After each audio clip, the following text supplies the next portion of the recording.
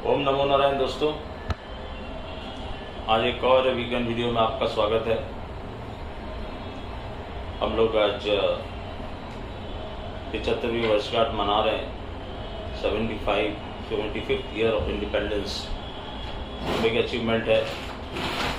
जिन लोगों ने भी इस स्वतंत्रता संग्राम में हिस्सा लिया था, जो भी हमारे फोरफादर्स थे, उनको आज के दिन हमें याद करना चाहिए और उनका धन्यवाद करना चाहिए कि उनकी वजह से हमें स्वतंत्रता मिली। भारत एक इतना बड़ा लोकतांत्रिक देश बना, प्रगतिशील देश बना। और ऐसा कहना कि भारत में प्रगति नहीं की है, ये उन लोगों का अपमान होगा। जिस दिन से देश आज़ाद हुआ उस दिन से मेरा ऐसा मानना है कि देश ने हर पल हर दिन तरक्की की है और उसी तरक्की की वजह से हम यहाँ बैठे हैं। आज इंडिया इतना बड़ा मार्केट है, इंडियंस हर जगह मौजूद हैं, देश में विदेश में, और सब जगह इंडिया को इग्नोर करने की जो टेंडेंसी थी वो ख़त्म हुई है। इसमें मेरा ऐसा मानना है कि हर सरकार का योगदान रहा है। किसी एक को चूज़ करना कि इन्हीं की वजह से ये हुआ है, ऐसा कुछ भी नहीं है। और आज प्रधानमंत्री जी ने लाल किले से जो बोला है वो भी काफ़ी अच्छी बात बोली है कि भ्रष्टाचार एक बहुत बड़ी बीमारी है इस देश में, उसको ख़त्म करना चाहिए। तो ये सालों से इसी कोशिश में इंडिया, और धीरे धीरे जो हमारी यंग जनरेशन आ रही है, ये शायद देश को उस तरफ ले जाए जब हमें इस चीज़ से मुक्ति मिले। बट ये कोई एक दो दिन में होने वाला नहीं है, एक प्रोसेस है। जैसे एक समय पे जनसंख्या नियंत्रण के लिए काफ़ी कदम उठाए गए, हमें उस बहस में नहीं पड़ना है किसने उठाए, उन्होंने क्या किया क्या नहीं किया, लेकिन देश की तरक्की हर सरकार का उसमें योगदान है। भले ही वो कांग्रेस की हो, भले ही बीजेपी की हो, या कोई कोएलिशन गवर्नमेंट जितनी भी आई हमारी, क्योंकि एक सिस्टम काम करता है, कोई एक इंडिविजुअल काम नहीं करता है, ऐसा मेरा मानना है। तो किसी एक व्यक्ति को उसका श्रेय देना गलत होगा। ये एक कंबाइंड एफर्ट है और हम लोग जो आम आदमी है वो गवर्नमेंट की गाइडलाइंस को फॉलो करके, या जैसे मैं कई बार बोलता हूँ आप लोगों को कि आप कुछ हिस्से की चैरिटी जरूर करें। ये भी आपका देश के विकास में योगदान है। आप किसी को मदद कर रहे हैं तो आप इनडायरेक्टली अपने देश की मदद कर रहे हैं, देश के नागरिक की मदद कर रहे हैं। इससे दोनों पर्पस सर्व हो रहे हैं। आप किसी भी धर्म को बिलोंग करते हो, हर धर्म में सिखाया गया है कि आप मदद कीजिए और उन लोगों की मदद कीजिए जिनको मदद की ज़रूरत है, इर्रेस्पेक्टिव ऑफ कि कौन सी कास्ट है, कौन सा धर्म है। और हर धर्म में ये किया भी जाता है, लोग करते भी हैं। और हमारे धर्म में तो ये विशेष तौर पे इसका उल्लेख है, हर ज्योतिष की बुक में इसका उल्लेख है, हमारे शास्त्रों में, पुराणों में, सब चीज़ों में इसका उल्लेख है कि आपको दान करना चाहिए, मदद करना चाहिए। और इसी तरह से हम अपना पार्ट प्ले कर सकते हैं, अपने टैक्सेस को पे करके हम अपना पार्ट प्ले कर सकते हैं। गवर्नमेंट की जो योजनाएं बन रही हैं उसमें अपना 100% योगदान देके भी इस देश की तरक्की में आप सहभागी बन सकते हैं। तो ये एक छोटा सा ब्रीफ जो मुझे समझ में आता है। मैं किसी पर्टिकुलर आदमी को या किसी पर्टिकुलर दल को इसके लिए ना तो मैं उसको डिमोरलाइज करना चाह रहा हूँ कि भाई तुम्हारी वजह से ये नहीं हुआ। हमने तरक्की की और 100% तरक्की की है, और हमारे 2 प्रधानमंत्रियों ने शहादत भी दी है, तो उसको भी हम भूल नहीं सकते, ऐसा मेरा मानना है। बाकी कोई इंडिविजुअल की अलग अलग सोच हो सकती है, आप किसी पार्टी विशेष को महिमा मंडित कर सकते हैं, बट मैं उस कैंप में नहीं हूँ। मैं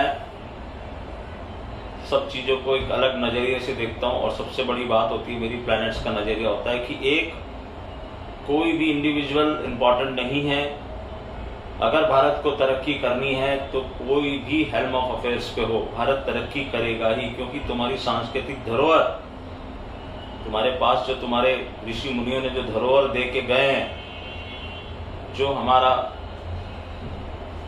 इतना बड़ा विशाल धर्म है, इतने सारे देवी देवताओं के जो पूजन होते हैं, उसी की वजह से आज भी हम चल रहे हैं और आगे भी चलते रहेंगे। यंग जनरेशन को इसको समझना होगा कि अपनी ये जो हमारी सांस्कृतिक विरासत, धरोहर, जो भी आप बोलना चाहें, ये लॉस्ट नहीं होनी चाहिए। ये ही आपको आगे जाके विश्व गुरु बनाएगी, ऐसा मेरा मानना है।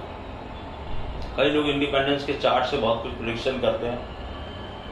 ये भी एक तरीका है। 15 अगस्त का जो हम चार्ट बनाते हैं, जब जिस दिन हमें आज़ादी मिली थी, तो हर साल का आप प्रेडिक्शन देख सकते हैं। लेकिन इस बार मैं कोई नेगेटिव बात नहीं कहना चाह रहा हूँ, लेकिन आपको पता है नेगेटिव और पॉजिटिव एक ही सिक्के के दो पहलू हैं। तो इसलिए हमेशा आपको ये ध्यान रखना, और नेगेटिव पॉइंट्स पे एम्फेसिस करके हम ये बताना हमेशा आपको चाहते हैं कि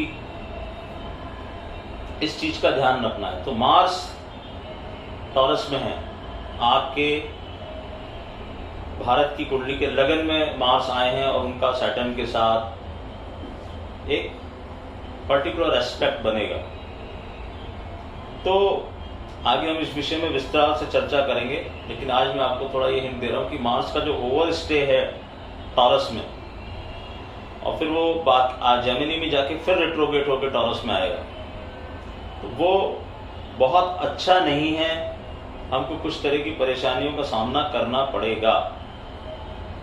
मैं बहुत पहले से कहता आता रहा हूँ कि चाइना हमारे लिए एक बहुत बड़ा थ्रेट है, और पहले भी जब मैंने कहा था तब कई लोगों ने पूछा था, सर आप युद्ध की बातें करें, तो आपने देखा कि युद्ध, मॉडर्न जमाने में युद्ध खाली गोलियों से नहीं लड़ा जाएगा। आपको जो वायरस दिया गया वो भी एक युद्ध था, और मेरे हिसाब से मैंने हमेशा कहा है कि वो मैन मेड वायरस है, और उसके टारगेट दो ही कंट्री थी, एक यूएसए और एक इंडिया। इंडिया इसलिए कि चाइना हमको हमेशा कमजोर करना चाहता है, यूएसए इसलिए कि वो उसकी बादशाहत खत्म करना चाहता है। तो ये उन्होंने किया और आगे भी वैसा करेंगे। किसी न किसी समय हम डायरेक्ट कन्फ्रंटेशन में भी उनके साथ उलझेंगे। उनकी वो जो विस्तारवादी नीति है वो किसी न किसी दिन हमको तकलीफ में जरूर डालेगी, और हम उसके लिए हमें प्रिपेयर रहना होगा।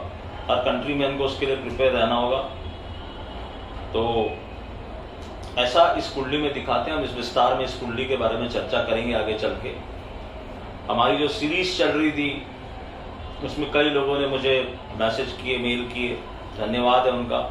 जो मेरा थोड़ा सा भी अल्प ज्ञान है, जहाँ से भी मैं जो कुछ पढ़ के एक्सट्रैक्ट करता हूँ वो बताने की कोशिश करता हूँ। और मुझे कई लोगों के मेल आए जो राहु पंचम में मैंने पिछली बार बात की थी, और उसमें बताया था कि कैसे वो आपके रिलेशंस को खराब करता है। तो कई मेल्स मुझे आए कि सर हमारे साथ ऐसा हो चुका है, एग्जैक्टली ऐसा ही हुआ है आपने जो बोला। फिर चांदी के हाथी के बारे में मैंने बताया था, वो भी कई लोगों ने प्रेस किया, लेकिन उन्होंने वही कहा कि सर जो ये नहीं कर सकता उसके लिए भी आपने और रेमेडीज और क्या कर सकते हैं। तो देखिए, एक ही ग्रह की बहुत सारी रेमेडीज हो सकती हैं अकॉर्डिंग टू डिफरेंट सिचुएशंस या उनके जो एस्पेक्ट्स हैं। एक और राहु की बहुत अच्छी रेमेडी है, वो मैं आज आपको बताऊंगा। तो राहु, मैंने आपको बताया जैसे राहु फेरे हैं, राहु आपके अचानक मुसीबत का कारण है, राहु आपको अनडायग्नोज्ड डिजीज भी देता है। राहु जब 8th में आ जाए, राहु 12th में आ जाए, तो आदमी की नींद भी खराब कर देता है। और राहु 8th में तो इतना खतरनाक सिचुएशन में आदमी को डाल सकता है, अगर बाकी चार्ट में भी उसके वो चीजें हो कि उसको वो डिजीज कुछ और होती है, वो इलाज कुछ और कराता रहता है। तो बहुत बड़ी तकलीफ में फंस जाता है आदमी इस ड्रैगन हेड के इस मूवमेंट के कारण। कई लोगों को राहु की वजह से नींद की प्रॉब्लम हो जाती है, वो टेंस रहते हैं, और रात में भी आप कभी भी, जैसे हम लोग जो बॉडी लैंग्वेज देखते हैं ना, मैं हमेशा जब किसी से जन्म पत्री मंगाता हूँ उसकी लेटेस्ट सेल्फी जरूर मंगाता हूँ। मैं उसके फेस को देखना चाहता हूँ, और काफ़ी चीज़ें उससे पता चलती हैं। सामुद्रिक शास्त्र है बॉडी लैंग्वेज या कुछ भी कहिए। तो इसमें एक बहुत इंपॉर्टेंट चीज़ क्या है कि ऐसा आदमी हमेशा ना अस्त व्यस्त होता है, उसके बाल बिखरे हुए होंगे, वो अस्त व्यस्त सा रहता है, उसके कपड़े गंदे होंगे, मैले होंगे, या प्रेस्ड नहीं होंगे। मतलब आपको उसको देख के लगेगा कि किसी तरह की परेशानी में है। तो राहु अपना आइडेंटिटी पे या आप समझिए अपनी पर्सनैलिटी पे तुरंत असर डालना शुरू कर देता है। और भी चीजें मैंने आपको बताई है, जैसे घर में सीलन आना, घर में पपड़ी उतरना, दीमक लगना, ये सब राहु की निशानियां हैं। आपको ये समझ में आ जाता है कि राहु आपके घर में एंटर कर रहा है और नेगेटिवली एंटर कर रहा है। और एक चीज मैंने और बोली थी कि आपको धुएं से दूर रहना है। राहु वाले आदमी को आप देखोगे कि जिसके ऊपर राहु का नेगेटिव प्रभाव होता जाता है वो स्मोक, जो ये चेन स्मोकर्स होते हैं, ये राहु है। राहु क्या है? धुआं है। तो आप जितनी स्मोकिंग करते जाएंगे, आप जो धुआं हवा में उड़ा रहे हैं, आप समझ लीजिए आप अपने प्रोस्पेक्ट्स को हवा में उड़ाते चले जा रहे हैं। मेरा ये रिसर्च भी है, मानना भी है, मैंने पढ़ा भी है ये कि आपको अगर राहु से आप पीड़ित हो, अगर आपको इस तरह की तकलीफ है, तो आपको स्मोकिंग नहीं करनी चाहिए। राहु तंबाकू का भी कारक है। आप तंबाकू का सेवन ना करें, तंबाकू का दान करें। लेकिन हम इस चीज को बहुत ज्यादा प्रमोट नहीं कर सकते, क्योंकि अगर हम तंबाकू का दान करेंगे तो फिर कोई और किसी को जिसको भी दोगे वो उसका उपयोग करेगा, तो again we are promoting that. But ज्योतिष में एक ये उपाय है, जैसे मैंने आपको बोला था कि आप किसी सफाई कर्मचारी को तंबाकू का दान कर सकते हैं। तो इस उपाय को बहुत ज्यादा प्रमोट नहीं करना है मुझे, क्योंकि आप किसी और को अपने मुसीबत में डाल रहे हैं, तो वो ना करें। तो राहु अगर आपको बहुत ज्यादा परेशानी दे रहा है, आप जाओ, आप देखोगे कि ऐसे लोगों के बैड प्लेजर्स जो होते हैं, मतलब हस्बैंड वाइफ के बीच के जो रिलेशंस होते हैं, वहां पर भी तकलीफ आने लगती है। वो सोते ही बिस्तर पे उनके झगड़ा शुरू हो जाता है या टेंशन में आ जाते हैं, वो चौंक के उठते हैं, नींद नहीं आती है काफी लेट रात तक। तो करना क्या है कि इसके लिए हमको ना, राहु एक मदमस्त, जैसे हम गुरु को एक मदमस्त हाथी मानते हैं, वैसे ही राहु भी एक मदमस्त हाथी है। वो नेगेटिव उसमें मदमस्त हाथी है। तो हाथी को कंट्रोल कौन करता है? महावत। महावत कौन है ज्योतिष में? मंगल। मार्स इस महावत। तो महावत जब हाथी को कंट्रोल करता है तो हाथी बराबर सीधा सीधा चलता है। तो यहां पर हमको मंगल को उठाना होगा। मंगल को उठाने के लिए सबसे इंपॉर्टेंट क्या है? लाल कलर। तो आपको एक लाल कलर की चौकोर थैली, कोई भी नया लाल फ्रेश कपड़ा लीजिए और एक चौकोर थैली बनाइए। जैसे हम पुराने जमाने में आपने देखा होगा लाल कलर की हमारे बड़े लोगों के पास थैली रहती थी, उसमें वो अपने वैल्यूएबल्स डाल के ऐसे बंद करके उसको रख देते। लेकिन हमको क्या करना है? एक लाल कलर की चौकोर थैली लेनी है, उसके अंदर जो हम ये खाने वाली सौंफ होती है, इस सौंफ को उसमें भरना है।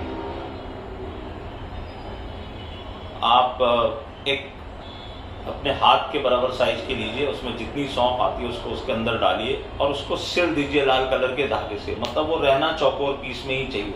अब वो इतनी बड़ी थैली हो, चाहे आप उसको फोल्ड करके, लेकिन वो रहना स्क्वायर ही चाहिए, क्योंकि मंगल स्क्वायर का कारक है। स्क्वायर पीस की जो भी कोई चीज होती है वो मंगल है। तो यहाँ पर हर चीज का एक लॉजिक है और साइंटिफिक लॉजिक है। तो अगर हम square piece of red colour की एक थैली, उसके अंदर सौंफ भर के उसको लाल धागे से सिलिए और वो आपके सिरहाने रख के सो जाइए। रोज आपको सोने से पहले, कई लोगों को मैंने सजेस्ट किया है कि जैसे जिसको बहुत ज्यादा तकलीफ होती है उसको बोलता हूँ मैं बेड के नीचे ही रख लो, जहां आप सो रहे हो आपका सर उसके ऊपर आना चाहिए। नहीं तो आप अपने तकिए के नीचे रख सकते हो। सुबह उठ के उसको वापस अपने किसी ड्रॉवर में रखिए और रात को सोते समय ये करिए। कई बार आपको, आप देखिएगा इस चीज को भूल जाएंगे, क्योंकि राहु इतनी आसानी से छोड़ता नहीं और माइंड पे असर डालता है। तो आपको क्या करना है? आपको स्क्वायर कलर की थैली सौंफ भर के सिल के उसको रख लेना है और रोज रात को उसको नीचे रख के सोइए। धीरे धीरे धीरे धीरे आप देखेंगे कि आपको उसका फर्क नजर आने लगेगा। आप उसमें चाहें तो एक मूंगा भी डाल सकते हैं, लेकिन अगर मूंगा कोई अफोर्ड नहीं कर पा रहा है या जेमस्टोन में बिलीव नहीं कर रहा है तो आप सिर्फ सौंफ और ये भी डालिए। इन दोनों के रखने से राहु की नेगेटिविटी कम होगी और मंगल उठना शुरू हो जाएगा। तो जब मंगल उठना शुरू होगा तो राहु इटसेल्फ धीरे धीरे धीरे धीरे धीरे नीचे आएगा और आपकी परेशानियां धीरे धीरे धीरे धीरे खत्म होंगी। ओवरनाइट कोई चीज नहीं होती, कोई हम तंत्र मंत्र नहीं कर रहे, हम ज्योतिष के उपाय कर रहे हैं।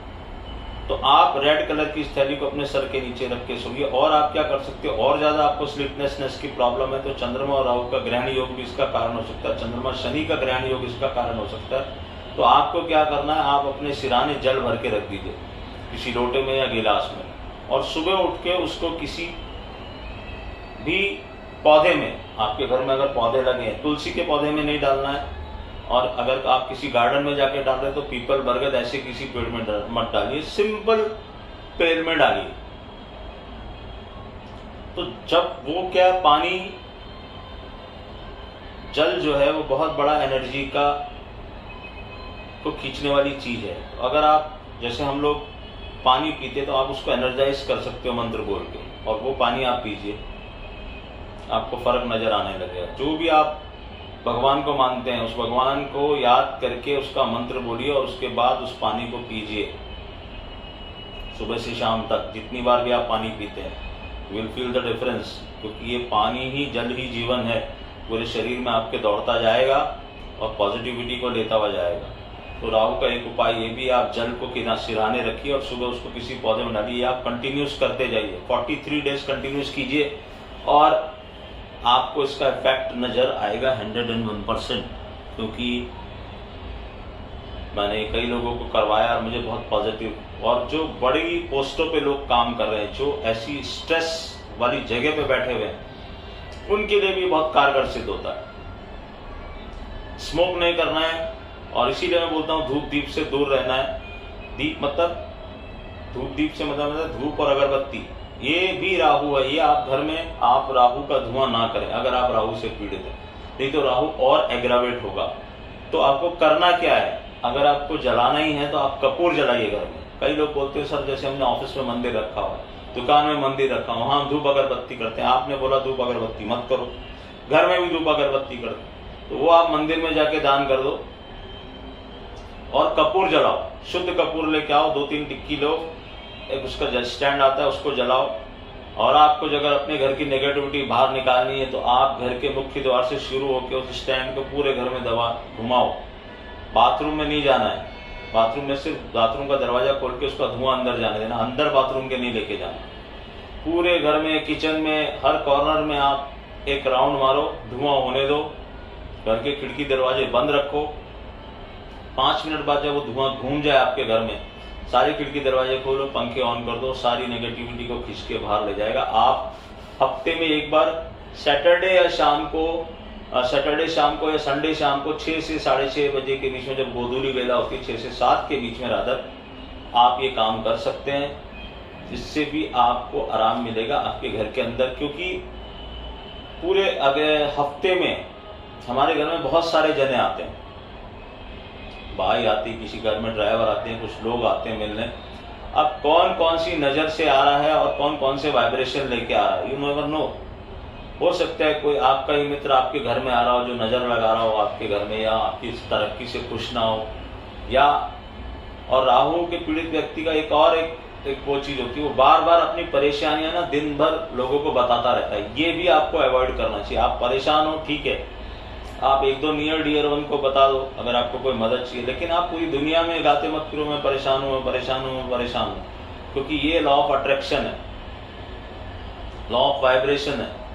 आप अट्रैक्ट कर रहे हो उन चीजों को, बार बार बोलोगे तो वही चीजें अट्रैक्ट होंगी और आपके सबकॉन्शियस माइंड में भी वो चीज चली जाएगी। तो डोंट डू दैट। ये नहीं करना है हमको, क्योंकि कोई आपकी मुसीबत दूर करने वाला नहीं है। आपको प्लैनेट्स को प्लीज करके ही अपनी मुसीबत दूर कर पाओगे आप, या जब आपका समय चेंज होगा।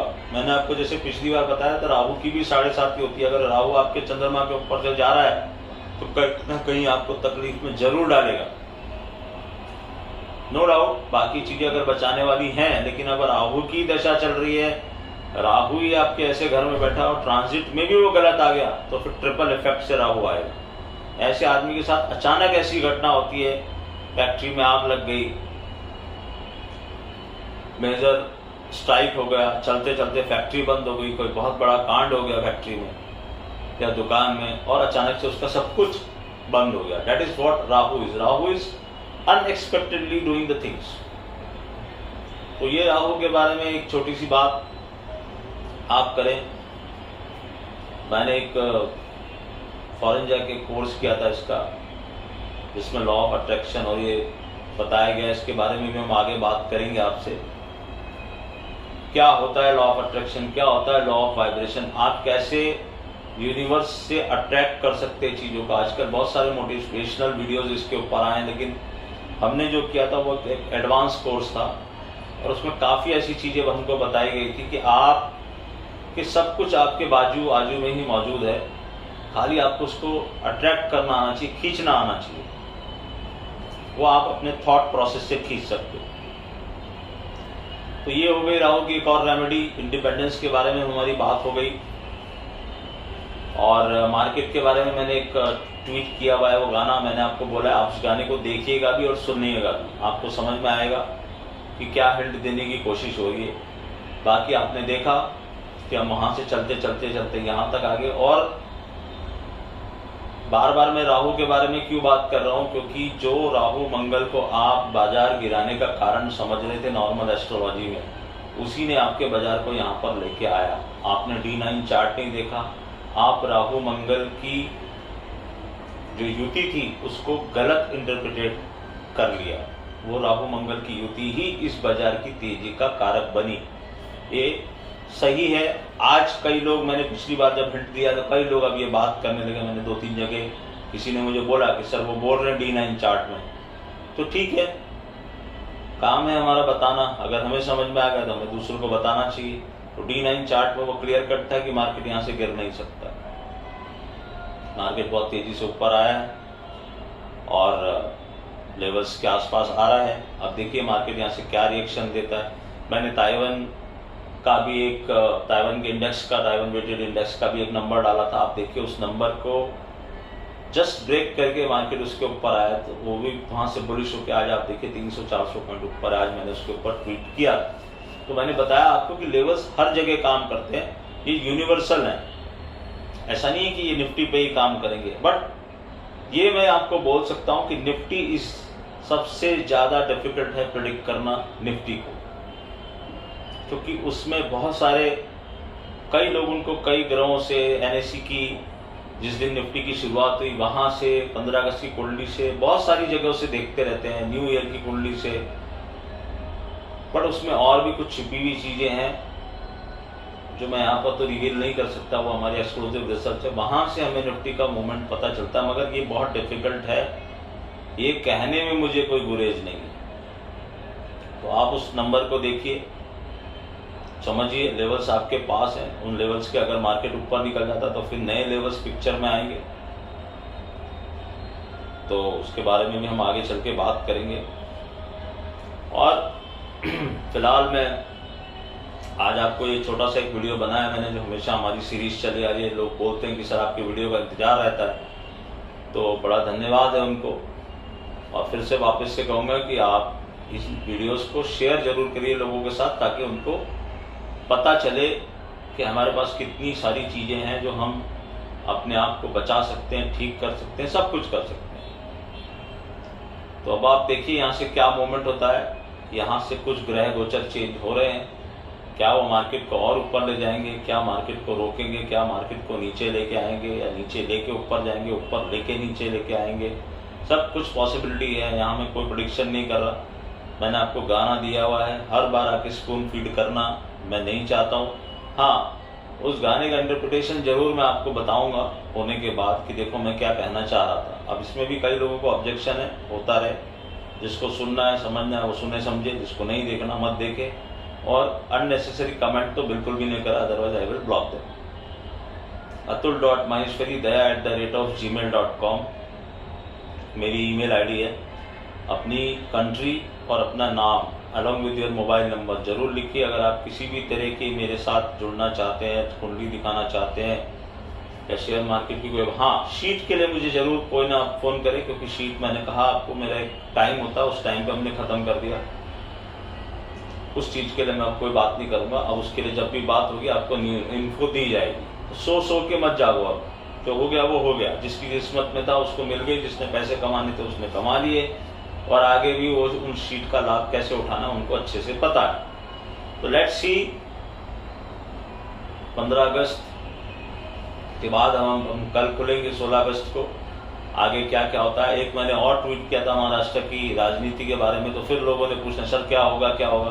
तो सर जरा इंतजार कीजिए, मैं एक एस्ट्रोलॉजर हूँ, मैंने कोई चीज़ लिखी है पहले भी आपको लिखा था, आपने देखा किस तरह का ट्विस्ट आया। तो अभी देखिए नवंबर तक का डेट है हमारी, और उसके बीच में 1-2 खुलासे मैं करूँगा, हिंट्स दूंगा किस तरह की वो आती है, क्या होता है, वो हमको देखना है।